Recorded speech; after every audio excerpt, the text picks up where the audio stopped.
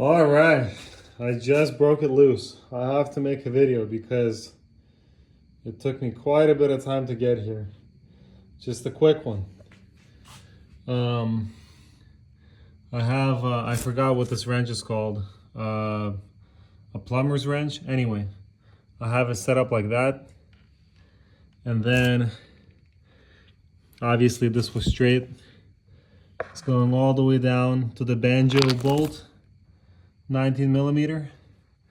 So I held that down, that one, with my hand, and then with the other one, cranked on this one, and I just heard it come loose, and I felt it too, so there you go. Over here, the pump is, I kind of turned it multiple times, and it's now like all the way touching onto the radiator fan. So there you go. Finally I have the banjo bolt removed. 19 millimeter. Even though I was unscrewing it at an angle and like holding it and turning the pump as I was taking it out, the bolts are fine. I mean, the threads are fine. Here are the two fittings that kind of sandwich, and then the bolt presses them into the pump. This is the wrench I used. As you can see, it's like offset. I'm not sure what it's called. So I went in like that through somewhere in that area, and I had the pump kind of swerved in that direction, so it exposes the bolt. Very little access. I mean, I don't know how many times I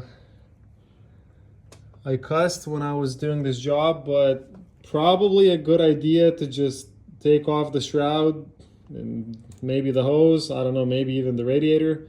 This area here, maybe it would be better. That's probably the official way to do it. So yeah, this is the worst part of the job, definitely on the V12s, getting that banjo bolt out. And yeah, just to unscrew it, just to get it loose. I mean, that part was a mess. Without these pliers here to hold the pump in place while I do it, there would have been just no way for me to get it loose. So there you go.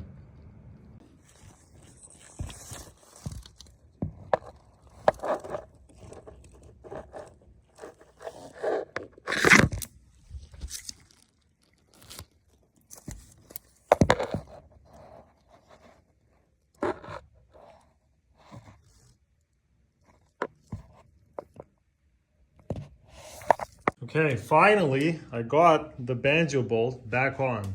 I don't know how much time I wasted on this, but I wasted a lot, for sure.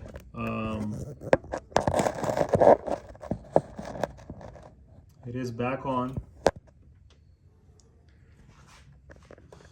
This is how I accessed it. With a 19 millimeter ratcheting flex head. So the end of it, you know, pivots. And then I was able, what I had to do is this one here, I lifted it up like so. Fuck, phone doesn't fit. I mean, it's blocking the view. Anyway, right there, but on the other side, I lifted it up, and then, you know, just to kind of even it out, just so it's not at a slight angle, just so the threads engaged. Engaging the threads, that's the toughest part. Only later I realized, wait, I can put it in the original location, the pump itself, and then I'm not gonna have to hold it, because I tried holding the pump with one hand, trying to engage the thread with the other, wasted a lot of time. Actually, I was doing that yesterday, then I went to bed, The next day tried it again. Again didn't work. Anyway, what I didn't realize at first is that bracket, those two small bolts, you can either use 8mm or an E-Torx. It loosens, and then you can just easily place the freaking pump in. So I placed it in, just temporarily held it with a bolt, even though it rests on one of the brackets over there anyway. I did that, and then I was able to finally put the banjo back on. So I'm not sure if this way you would be able to also maybe loosen it. I don't know if you'll be able to put enough torque through with a flex head like that. Maybe, not sure. I'm gonna tighten it as it is now. It's not tightened all the way. And then I'm gonna take the pump off again, get it at an angle, and try to put some torque on it. And I'll see. Maybe I'll actually try tighten it, and get, oh my God, I can't say it, whatever. I'll try to tighten it with the extension on this one. And then I'll take it off. I'll see how tight it actually gets. Fuck. This was such a waste of time. Okay.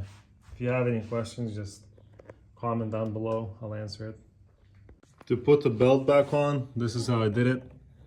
17mm socket right there. And a breaker bar. I locked it in just behind the intake, under the intake. And the last part on which I hooked the belt onto was right there. Because it's smooth, as it comes off the crank pulley, this will be easy to slide on, really easy. Obviously I have it cranked all the way out, the tensioner, so it's pretty loose. But I think that was the best way to do it.